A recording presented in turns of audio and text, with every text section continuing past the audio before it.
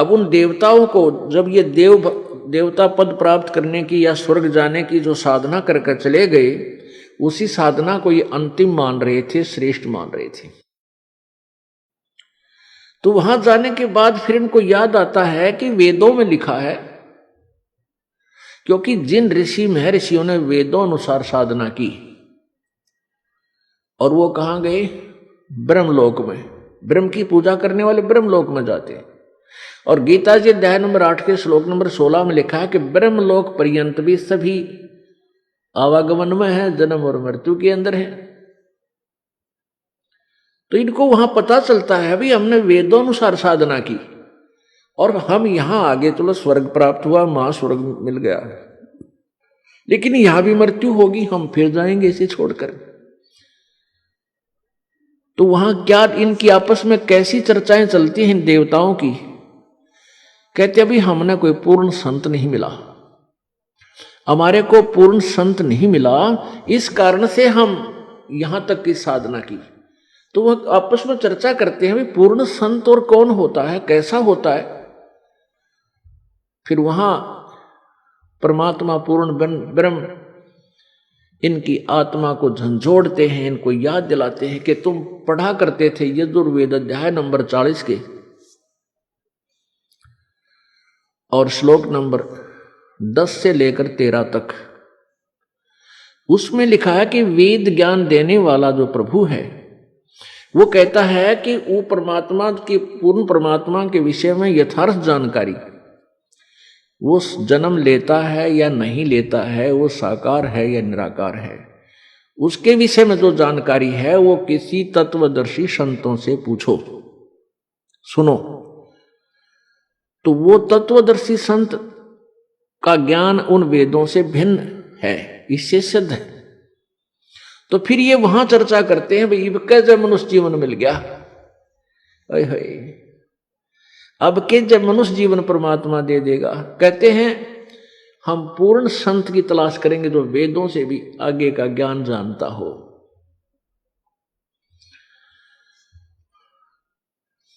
अब परमात्मा अपनी सच्चिदानंद घन की वाणी में 5वें वेद में कहते हैं इस देही को देवालोचे तू नर क्यों उकलाता।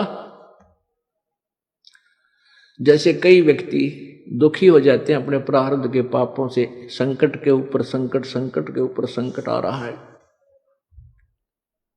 तो वो क्या दुखी होकर के क्या धारणा करते हैं, हे भगवान आत्महत्या कर लो।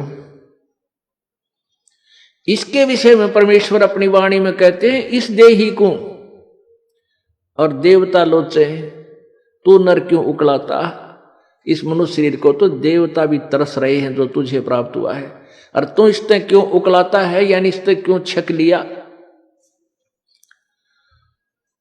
अब इससे दुखी होकर तू इसको नाश करने जा रहा है, इससे अच्छा कोई संत तलाश कर, भक्ति कर, पूर्ण संत की खोज कर। अब यहां इन जालिमों ने क्या जुल्म कर रखा है, ये नकली संतों ने, ये असली संत तक जाने नहीं देते। जगह जगह इन ठगों ने अपनी दुकानें खोल ली, ना इनको कैखे का पता, ना भगवान का पता, ना भक्ति का ज्ञान, और लंबे चौड़े आश्रम बना लिए और ऐसी मार्मिक बातें लिख दी। सचखंड की सड़क, ओ तरह का जो सचखंड, सतलोक की सड़क माने सीधा रास्ता, पक्की, जिसमें कोई बाधा ना हो। तो श्रद्धालु तो फिर जाएगा भाई, जिसको रोग है, जिसको चाह है परमात्मा की, वहां जा फंसे नकलियां के पास। पूर्ण मोक्ष मार्ग इसी आश्रम में प्राप्त होता है। इस तरह के पता नहीं कितने संत बने हुए हैं। तो ये सबसे बड़ा काल का जाल है, ये नकली संतों का होना। तो कहने का भाव ये है कि देवता भी इस मानव शरीर को तड़फ रहे होते हैं कि कभी मानव शरीर मिले, पूर्ण संत खोज करूं और भक्ति करूं। जैसे आप हाथी को देखते हो, हाथी ऐसे सिर मारता चलता है। अब हाथी को नेक्स्ट जीवन, अगला जीवन दिखाई देता है, कि इसके बाद मैं के बनूंगा, गधा बनूंगा या कुत्ता बनूंगा या सुअर बनूंगा या मानव बनूंगा।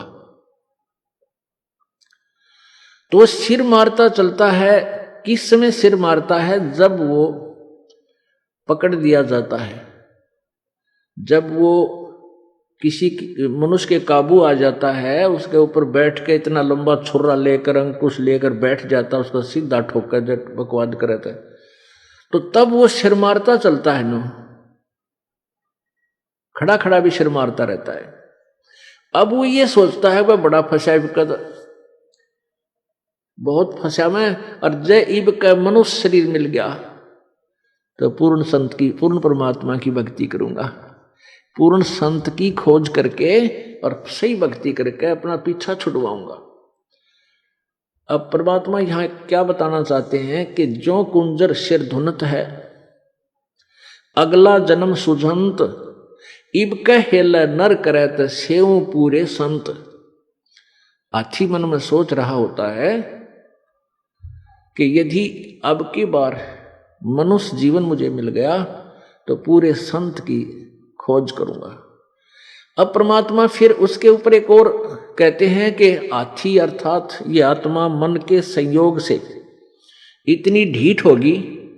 हाथी के विषय में कहते हैं कि हाथी तभी तक सिर पटक रहा है, धुन रहा है, जब तक यो बंद में आ गया और मनमानी इसको मस्ती नहीं कर पा रहा, इसलिए ये भगवान याद कर रहा है और ईब छोड़ दे इसने।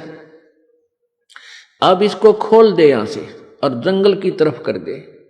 कति भगवान याद ना करे, उड़ा खावा केड़े के पेड़ा नर मार मस्ती फुर फुर नहावर ठाठ करे, नरी को बिद करे, कति सर नहीं धोने ना इसका याद आवा भगवान, हालांकि इसको पता भी है।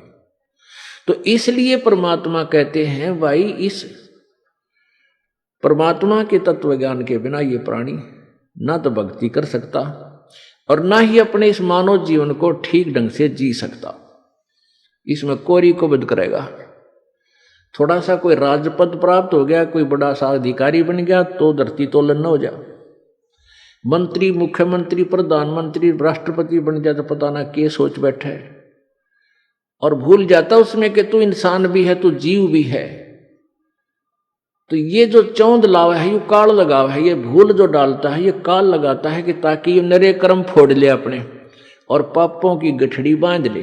क्योंकि अच्छी आत्माएं पूर्व जन्म की होती हैं, वो ही कोई उच्च पद अच्छा धन प्राप्त करती हैं। तो वो अच्छी आत्माओं से नरे पाप करवा कर उनको नीच आत्मा बनवा देगा।